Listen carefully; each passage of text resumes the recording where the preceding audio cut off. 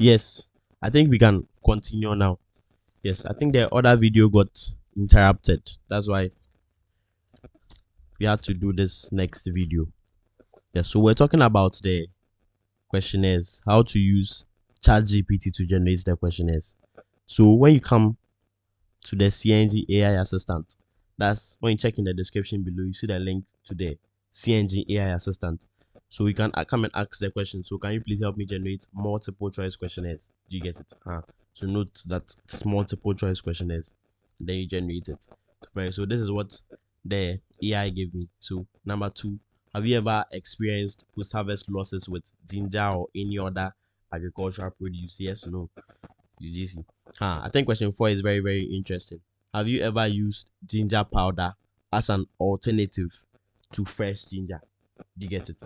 So at this part, the writer of the report is trying to infer from the people in this community whether ginger powder is a good alternative, because you can convert the fresh ginger into ginger powder, you can convert it into ginger oil, you can also convert it in such a way as to make toffees and all that. Do you get it? So the writer is trying to infer whether the people really want ginger powder and not ginger oil or any other alternative. Do you get it? Because if yes you convert it into ginger oil and then the people are saying that they use ginger powder more often, it means that people are not going to buy your ginger oil. So you have to convert it into a form that's the community members like. This so that's the usefulness of using questionnaires in your report. Yes, so that's for the questionnaire side. So the last important point is including an introductory letter from your department. Yes, so this is also very, very important. So I think I've shared it to your page, but I'll reshare it to the page so that you can get access to it. So when you look at this person's report, the person included a letter of introduction from the College of Engineering. So as for this one, you include at the very, very the latter part of the report. You get it? So that side also is very, very important. So I think that's all for the major points. But I would like to talk about two more things, which is the references and then the plagiarism checker. Yes, the references and the plagiarism checker.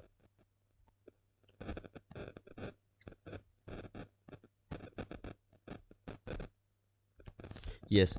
So for the references, we have actually compiled a book to explain everything about references. Yes. So I'll share this document again to your page.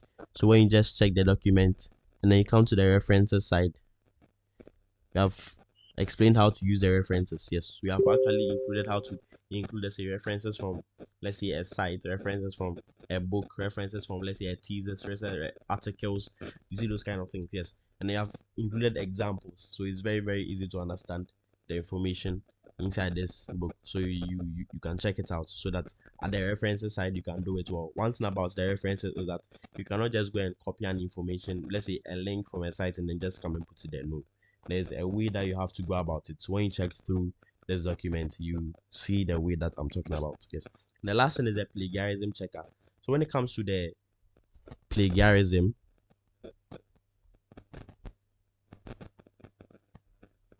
yes. So when it comes to the plagiarism, I think you can use we have I've included in the description a free tool and then a paid tool. So the paid tool is actually the best option. That's the name is Turnitin.